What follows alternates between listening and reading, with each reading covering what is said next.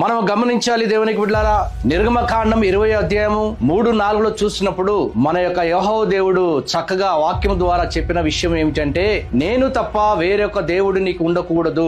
CM Jagan గారు ముందు క్రైస్తవుడుగా మనందరికీ సుపరిచితులు. అదే విధముగా మరి మనము కూడా నమ్మాము. అది మంచి కుటుంబం, క్రైస్తవ కుటుంబం నమ్మి వారిని సీఎం గా చేయటం కూడా జరిగింది. మరి వారు చేసినటువంటి ఒక భయంకరమైనటువంటి తప్పు ఏంటంటే, శారదా పీఠాధిపతి అయినటువంటి శ్రీ స్వరూపానంద స్వామి గారి సమక్షంలో ఉత్తరాఖండలోని ఋషికేశ్ నందు ఆయన పూర్తి మనసుతో ఆత్మతోనూ శారీరకంగా హిందువుగా అన్యమతస్థుడుగా అయిపోయినట్లుగా మనమందరికీ తెలిసిన విషయమే.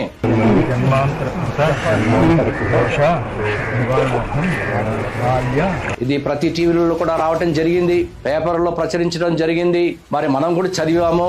కొంతమంది దాన్ని ఎక్కువగా పట్టించుకోలేదు. కానీ దేవుడు మాత్రం స్పష్టంగా అంటున్నారు, నేను తప్ప వేరే ఒక దేవుడు నీకు ఉండకూడదు.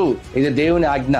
మరి ఆ దేవుడు తప్ప వేరే దేవుడు ఉండకూడదు అనినప్పుడు తను వెళ్లి అక్కడ పీఠాధిపతుల యొద్ద యజ్ఞాలు చేయటము, జందం వేసుకోవటము, వారి తండ్రి కొరకు అక్కడ పిండం పెట్టటము, ఇవన్నీ కూడా మన క్రైస్తత్వంలో మన పరిశుద్ధ గ్రంథంలో లేదు.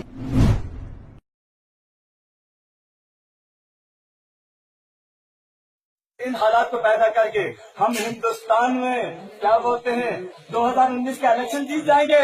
हिंदुस्तानियों सुन लो, इस गन्ना की धरती से इस मोदी पागल से पूछ लो बाबरी मस्जिद कहाँ गई।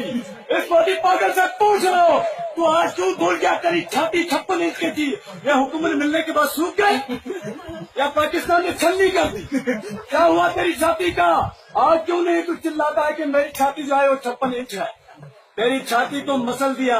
तो आज कहता है कि हाँ जी सिद्धू पाकिस्तान क्यों गया था, कमर जावेद बाजवा से क्यों मिला। अरे सिद्धू की तो इज्जत की, उसको बुला कर लिया गया, तू तो बिन बुलाया मेहमान चला गया।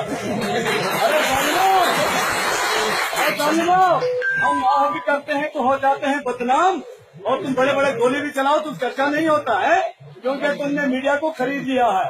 तुमने क्या बोलते हैं, जो हिंदुस्तान के थिंक टैंक हैं, जो बड़े बड़े इंटेलेक्चुअल जो लोग हैं, जो बिके हुए हैं, उन सबको तुमने खरीद लिया है। तुम क्या चाहते हो, हिंदुस्तानी सब खरीदे जाएंगे? तुम क्या चाहते हो, यहाँ के बाशिंदे सब खरीदे जाएंगे? इस पोजीशन के साथ चढ़ा गया। आप कहते हैं यहाँ पर थोड़े से लोग हैं। मैं आपको ये बता दूं, जहन से बात निकाल दीजिए, जहन से बात। आज हमारे लोग घास काट रहे हैं। क्या कर रहे हैं? घास काट रहे हैं।